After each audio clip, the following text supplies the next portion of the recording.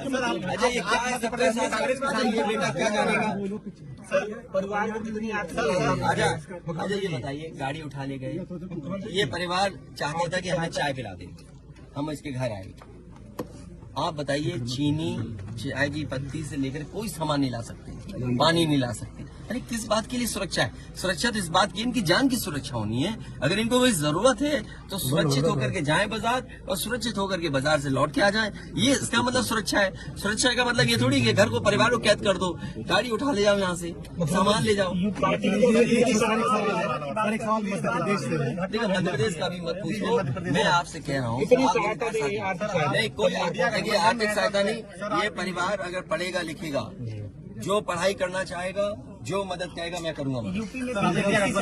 इस परिवार की हम मदद करेंगे, और मैं सरकार से कहूंगा कि अगर वो सरकार मदद करती है तो दोनों परिवार की मदद करें। सर जो इंडिया गठबंधन में मध्य प्रदेश परिवार से मिलने गए, वहाँ एक भी सदस्य नहीं, कोई क्या मानेंगे? देखिए मेरी जिम्मेदारी ये है, देखिए मैं जानता हूँ यार नवीन भाई तो, और ये बात आप भी जानते हो, और जब मैं पहुंचा हूँ तो मैंने वो बाइट भी सुनी है, एक चैनल के माध्यम से कुछ खबर आई, हालांकि मैं सिग्नल या उसके नेटवर्क न आने की वजह से मैं नहीं सुन पाया। जो बात मुझे समझ में आई कि वो परिवार नहीं मिलना चाहता, ये उसकी भावना है, और उसको उसकी बेटे की भावना नहीं हो सकता हो। कुछ ऐसे नेता हैं जो उसको समझा रहे होंगे कि तुम मत मिलना, तुम उनको नीचा दिखा दो, अपमानित कर दो। सवाल ये नहीं, हम किसी के भी दुख में शामिल होने आए हैं। इसीलिए मैंने कहा, आपने जब बुलडोजर से किसी की माँ और बेटी को जला दिया गया और बुलडोजर चल गया, आप उस परिवार के उस बेटे से मिलने नहीं गए। उस बेटे को इस सरकार ने ठंड में नंगा किया था।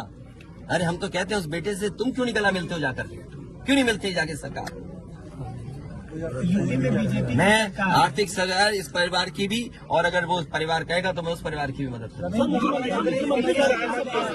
सरकार की तरफ से ये कहा जा रहा है कि न्याय हो रहा है, मगर यहाँ साफ साफ दिख रहा है जातिवाद हो रहा है। इसको किस तरीके से देखते हैं? इसीलिए मैंने कहा, देखिए योगी की सबसे बड़ी परिभाषा यही है, जो दूसरे का दुख अपना दुख समझे। मुख्यमंत्री जी को किसी के साथ भेदभाव नहीं करना चाहिए, अगर वो मुख्यमंत्री उत्तर प्रदेश के हैं, और किसी भी घटना से राजनीतिक लाभ नहीं लेना चाहिए। अगर इस सरकार ने न्याय दिया होता, न्याय पहले दिन से देना शुरू किया होता, तो शायद हम लोगों पे भी दबाव नहीं बनता कि हम आते हो घर परिवार के लोगों से मिलते आकर। सर कांग्रेस के लोग कह रहे हैं कि आप बीजेपी को फायदा पहुंचाना चाहते हैं मध्य प्रदेश। देखिए सुनिए, ये बात भी कांग्रेस के मुंह से अच्छी नहीं लगती। सर यूपी में बदला लेंगे उसका? नहीं बदला की बात मत करो।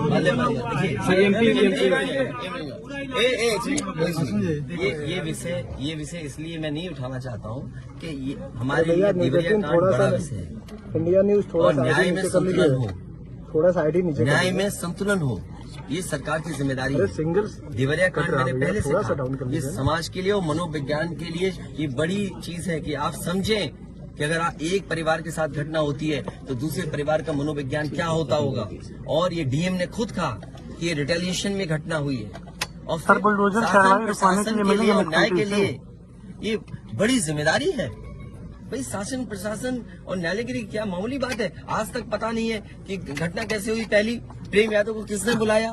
प्रेम यादव वहाँ कैसे पहुंच गए मोटरसाइकिल से?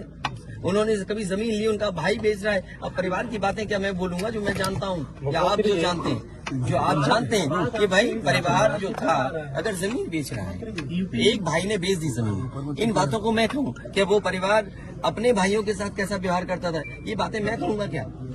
ये सब आप जानते हो। इसलिए मैं आपसे भी उम्मीद करता हूँ लोकतंत्र तभी मजबूत होगा जब न्याय मिलेगा, और न्याय की भावना होती सरकार की, तो खेतों में इतना कार्यकर्ता नेता नहीं दिखाई देता, ये जनता खेतों में नहीं दिखाई देती।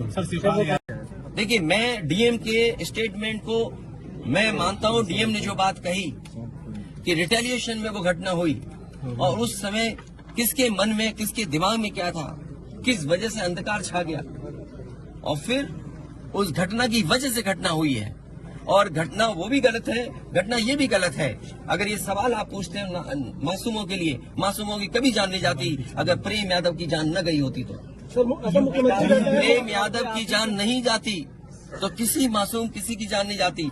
आखिरकार सरकार क्यों इस बात को छिपाना चाहती है कि प्रेम यादव को भुला करके मारा? और किसने मारा, धारदार से कैसे मारा।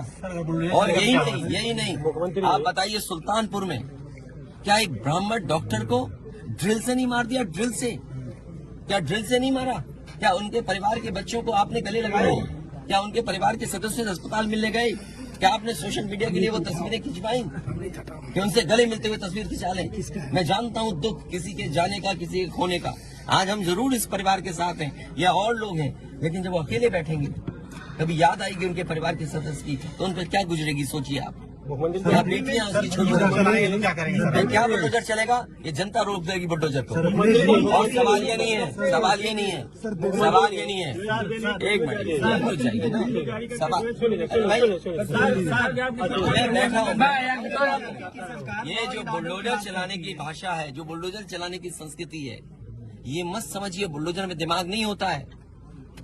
अगर बुलडोजर न्याय देने लगा तो अगली सरकार भी यही करेगी। इसलिए मैं सोचता हूं कि अगर आप योगी हैं, योगी की परिभाषा यही है, दूसरे का दुख अपना दुख समझे। आप अपना गिराते हैं तो मुआवजा लेते हैं। आपकी किसी की हिम्मत हो अगर ये बात की कि उन्होंने अपनी बिल्डिंग गिराई और कितने करोड़ मुआवजा उठाया, अगर आप इसे बुलडोजर चलाना चाहते हो तो उतना ही मुआवजा देना जितना मुआवजा आपने खुद लिया है सरकार से।